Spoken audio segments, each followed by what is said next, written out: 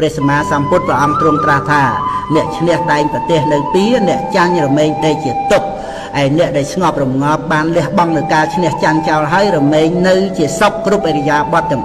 4កូនហើយបើអ្នកណាមកធ្វើឲ្យកូនខឹងក្រោធកូនអាចចោលបានក៏ចោលទៅឲ្យអភ័យបានក៏ឲ្យអភ័យទៅចិត្តកូននឹងបានសុបាយមិនខូចសុខភាពរបស់ចិត្តឡើយ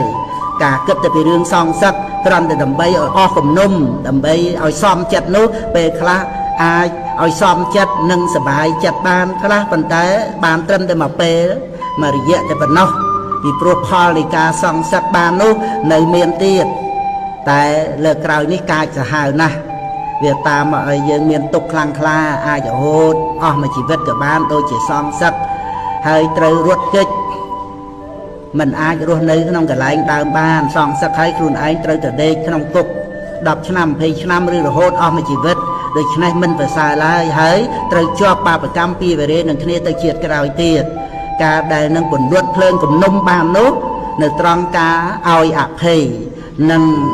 នៅត្រង់ការមិនចងពៀមិនមែននៅត្រង់ការចងពៀនោះទេព្រោះពៀវេរាត្រូវស្ងប់ដោយការមិនចងពៀជាពិតប្រាកដបើភ្លើងគំនុំនៅមិនតាន់រលត់ទេគឺមិនអាចរកសេចក្តីសុខស្ងប់ក្នុងជីវិតបានឡើយ